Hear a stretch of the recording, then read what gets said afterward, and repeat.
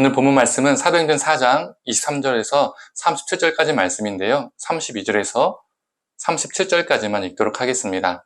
믿는 무리가 한 마음과 한 뜻이 되어 모든 물건을 서로 통용하고 자기 재물을 조금이라도 자기 것이라 하는 이가 하나도 없더라. 사도들이 큰 권능으로 주 예수 부활을 증언하니 무리가 큰 은혜를 받아 그 중에 가난한 사람이 없으니 이는 밭과 집 있는 자는 팔아 그 판 것의 값을 가져다가 사도들의 발 앞에 두매 그들이 각 사람의 필요를 따라 나누어 줌이라. 구브로에서 난 레위족 사람이 있으니 이름은 요셉이라. 사도들이 일컬어 바나바라 번역하면 위로의 아들이라 하니 그가 밭이 있음에 팔아 그 값을 가지고 사도들의 발 앞에 두니라. 아멘. 아침 묵상을 들으시는 모든 성도님들에게 하나님의 은혜가 있기를 간절히 소망합니다. 오늘 말씀은 32절에서 37절 중심으로 전하고자 합니다. 오늘 본문 속에서 성령을 받은 초대교회는 한 마음과 한 뜻이 되어서 자신의 것을 내어주었습니다. 각 사람의 필요를 따라서 나눠주었죠. 그리고 성경은 이렇게 기록하고 있습니다. 가난한 사람이 없으니. 가난한 사람이 없었다는 것은 그만큼 부유한 사람들이 자신의 것들을 철저하게 내어주고 내려놓았다는 뜻이죠. 이렇게 사도행전의 공동체, 초대교회 공동체는 자신을 내려놓고 내어주는 공동체였습니다. 그런데 유독 그 중에서 한 명의 이름이 거론이 됩니다. 그 이름은 바로 바나바죠. 그의 히브리 이름은 요셉입니다. 바나바는 헬라식 이름이죠. 바나바의 뜻은 위로의 아들이라는 뜻을 가지고 있습니다. 그런데 그 이름을 요셉 스스로가 정한 것이 아닙니다. 자칭한 것이 아니죠.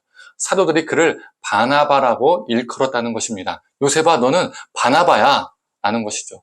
요셉아, 너는 위로의 아들이야 라고 불러주었다는 것입니다. 여기서 위로라는 단어는 헬라어 파라클레시스라는 단어로 위로, 위안, 격려, 달램이라는 뜻을 가지고 있습니다. 얼마나 이 요셉이 자신을 내어주며 사람들을 위로하고 위안하며 격려하며 달랬으면 사도들이 그를 향하여서 너는 위로의 아들이야, 너는 달램의 아들이야, 너는 위안의 아들이야, 너는 격려의 아들이야 라고, 너는 바나바야 라고 일컬어 주었던 것이죠. 만약에 일회적인 모습, 형식적인 모습으로 했다면 이런 이름을 일컬음을 받을 수 없었을 것입니다. 그런데 이 파라클레시스라는 단어가요, 또 다른 의미를 가지고 있습니다. 위에서 말한 위안, 위로, 격려, 달램 이런 이미지와 전혀 다른 느낌의 단어의 뜻입니다. 이 파라클레시스의 또 다른 의미는 충고, 훈계라는 의미를 가지고 있습니다. 위안, 위로, 달램, 이 격려 등의 단어는 뭔가 따뜻하고 부드러움의 느낌이 있죠. 힘들 때 품어주고 세워주고 용기나 힘을 북돋아주고 이해해줄 때, 안아줄 때 자주 사용되는 단어들입니다. 반면 충고, 훈계는 어떻습니까? 딱딱하고 따갑고 듣고 싶지 않은 불편한 느낌을 우리에게 주죠. 이 파라클레시스란 단어 안에 이 동전의 양면과 같은 어울리지 않는 것 같은 이 두 가지 종류의 의미들이 이 한 단어에 함께 어우러져 있다는 것입니다. 이게 무엇을 말해줄까요? 누군가가 죄의 길로 잘못된 길로 가고 있을 때 따갑고 불편한 말일지라도 그 사람을 향하여 진심 어린 충고와 훈계를 함으로써 그 잘못된 길로부터 그 사람을 다시 하나님께로 돌이키게 하기 때문에 이 또한 진정 위로가 되고 진정 위안이 되고 진정한 격려라는 것입니다. 단순히 따뜻한 말, 단순히 부드러운 말, 이런 말을 사용하는 것만이 위로와 격려가 아니라는 것이죠. 무조건 우쭈쭈쭈 하는 것이 위로, 파라클레시스가 아니라는 겁니다. 진정 어린 마음 속에서 일어나는 격려와 위로, 그리고 훈계와 책망, 이 모두가 파라클레시스라는 것이죠. 그러하기에 위안과 격려, 이 달램만으로 위로를 생각하는 것이 아니라 책망과 훈계 또한 위로로 받아들일 수 있는 우리가 되기를 소망합니다. 이처럼 바나바는 초대교회 성도들에게 격려자와 위로자가 되주기도 하고 충고자와 훈계자가 되어주기도 했습니다. 즉 진정한 파라클레시스를 행한 사람이었습니다. 그렇다면 이 바나바는 이 파라클레시스를 누구에게 배웠을까요? 누구에게 경험하게 되었을까요? 바나바에게 진정한 위로자는, 훈계자는 누구였을까요? 바로 우리 주 예수 그리스도이십니다.